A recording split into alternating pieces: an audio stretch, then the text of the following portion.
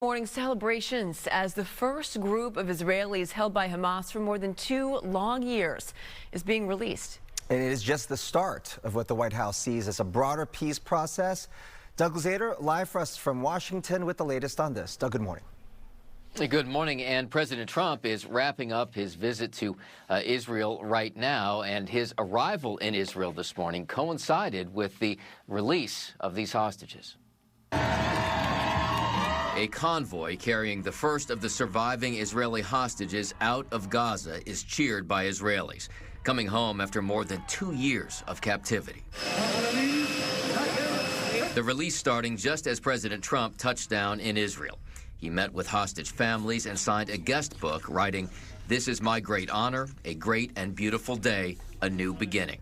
After 2 harrowing years in darkness and captivity, 20 courageous hostages are returning to the glorious embrace of their families. The president addressing the Knesset this morning, a victory lap as he outlines his vision to Israeli lawmakers. People of Israel, please know that America joins you in those 2 everlasting vows: never forget and never again.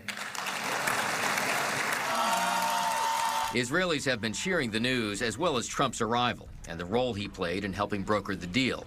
But there are difficult conditions, including the release of some 2,000 Palestinian prisoners held by Israel.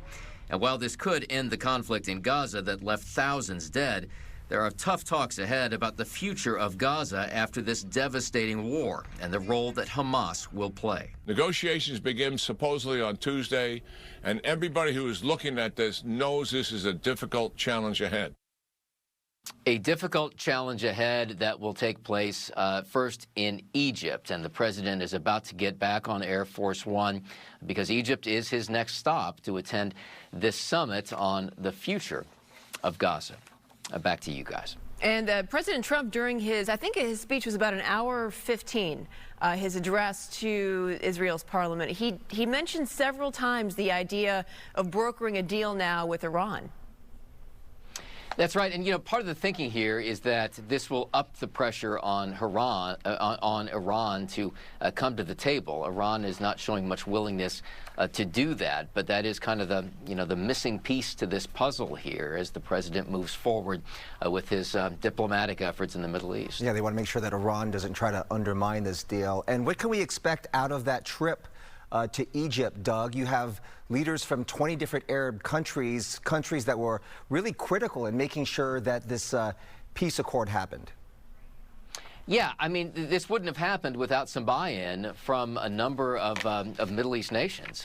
So, what the question for Gaza is significant here in terms of what will Gaza become? Who's going to govern it? I mean, the president is also talking about rebuilding Gaza.